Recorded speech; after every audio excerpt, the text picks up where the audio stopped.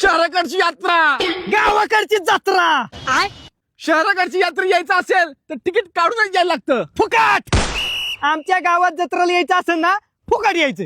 आज मग तिकीट फिकीट तसलं काय नसते. कुणी बी या कुणी बी जा, आहो जाओ घर तुम्हाला. शहराकडची यात्रेत पार्किंगची मोठी व्यवस्था केलेली असती. रताळी. आमच्या इकडे अजिबात पार्किंग फिरकिंगची कायची व्यवस्था नसती. कुणी बी या आणि कुठं बी गाड्या लावा. पण बाजारात म्हणलं तरी गाड्या लावतो आम्ही. मग येणारे जाणारे लोक बी हँग होतात. गाडी नक्की ही काय ठेवली का पार्किंगला लावली. शहराकडच्या यात्रेत मोठे मोठे लोक येतात. कुणी बी आमच्या गावाकडे कुणी बी यात्रा लिहू शकते. डंगरी थेरडी फिरडी लंगडत रिंगत सालपाट्यात कुणी बी येऊ शकते. बारकानी लेकरं बी येतात. जत्रा आमची लय नातखोळा असती. कधी येऊन बघ. शहराकडच्या यात्रेत वाट बघायला लागत नाही. उद्या यात्रा ना तर आम्ही एक दिवस अगोदरच तयारी करतो. महिनाभर आधीच. आम्ही खेडेगावातली महिनाभर आधीच, त्याच्यापेक्षा बी 2-3 महिने आम्ही जत्राची वाट बघत असतो. कारण बाबा बकरी बिकरी बुकिंग करायला लागतात आम्हाला. बकरी बिकरी घेऊन ठेवायची. कुठं बाकीची तयारी फेरी आमची. असं आम्हाला असं वाटतं की कधी जत्रा आमची येईन, कधी आम्ही जत्रात फिरण, असं आम्हाला होतं. नुसती एक्साइटमेंट असते आमच्यासाठी. सगळं सण बिन एका बाजूला आणि आमच्या गावची जत्रा एका बाजूला असती आमच्यासाठी.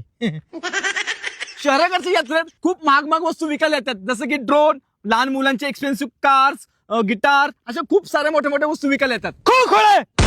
आमच्या गावात डायरेक्ट खुळखुळ विकायला येतात. खुळखुळ, जीसीबी, रिमोटच्या गाड्या, डम्पिंग पिंपिंग असलंच असतं आमच्याकडे विकायला. आणि बायांचे नथनी फितनी तसलं असते. ते बिल एक्सपेन्सिव्ह नसते. 10,000 रुपये 20-20 रुपयात असते. तसलं रेकॉर्डिंग चालूच असतं कुठल्या बी दुकाना पुढे. या मामा या काका कोणतीही वस्तू घ्या फक्त 10 रुपये. असलंच असतं आमच्याकडे सगळे. क्वालिटी. शहराकडच्या यात्रेचं टायमिंग सकाळी 10 ते संध्याकाळी 10. 5. आमच्याकडे डायरेक्ट लहान लेकरू 5ला जत्रा जाऊन उभं राहते. त्याला डायरेक्ट खुळखुळाच लागतो. खुळखुळा नाही दिला तर ती तिथंच रडत बसते. या खुळखुळा. मग अख्ख्या गावात आमची लेकरं खुळखुळा आणि ती बोंग पो पो अख्ख्याकडे पार कान बधीर करून टाकतात लोकांची नुसती. लई चित्र पोर. शहराकडची यात्रा फक्त 2 दिवसच असते. आठवडाभर. आमच्या गावाकडे आठवडाभर यात्रा असती. तमाशा बिमाशा काही एकदम तिघांना असतो आमच्या यात्रेत.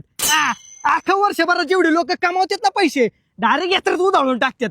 पाहुणी रावळी सगळी मटणं फिटणं खाऊन ओके मध्ये. त्यामुळे सांगतोय जत्राचा जर नाद करायचा असेल ना तर गावाकडे ये. गावात सगळे टॉपचेच विषय असतात. त्यामुळे गावाकडचा नाद करायचाच नाही. विषय